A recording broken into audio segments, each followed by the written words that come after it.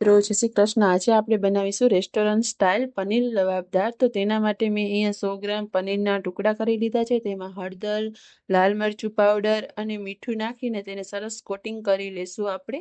ત્યારબાદ 1 ચમચી તેલમાં આપણે તેને બધાને ફ્રાય કરવાના છે, એકદમ ક્રિસ્પી, થોડા કડક થાય ઉપરથી ત્યાં સુધી.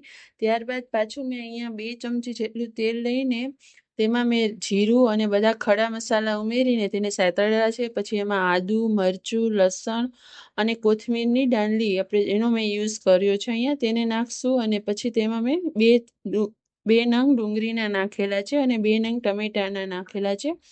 તેને પણ એકદમ મિક્સ કરીશું. અને ત્યારબાદ 6 થી 7 કાજુના નંગ નાખ્યા છે આપણે, અને થોડું અમથું પાણી નાખીને તેને ચડવા દઈશું આપણે ઢાંકીને 2-5 મિનિટ. તે ચડી જાય ત્યાર પછી આપણે તેને મિક્સરમાં ગ્રાઇન્ડ કરી લઈશું. ત્યારબાદ મેં અહીંયા 3 મોટી ચમચી તેલ લઈને તેમાં જીરું, હિંગ અને હળદર નાખીને ડુંગળીને, એક નાની મીડિયમ સાઇઝની ડુંગળી લીધી છે, તેને ક્રિસ્પી થાય ત્યાં સુધી ચડવા દઈશું આપણે.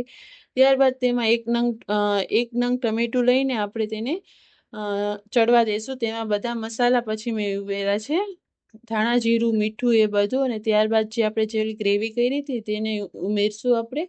ત્યારબાદ હવે આપણે તેમાં ચટણી અને જે પનીરનો મસાલો આવે છે લવાબદાર પનીરનો, તે મેં યુઝ કર્યું છે. તમે કોઈ પણ પનીરનો મસાલો યુઝ કરી શકો છો, અથવા તો ન હોય તો તમે ગરમ મસાલો પણ યુઝ કરી શકો છો. ત્યારબાદ તેમાં પનીર નાખશું આપણે, અને કસૂરી મેથી અને કોથમીરથી આપણે ગાર્નિશિંગ કરશું. તો એકદમ મસ્ત રેસ્ટોરન્ટ સ્ટાઇલ પનીર લવાબ તૈયાર છે આપણું.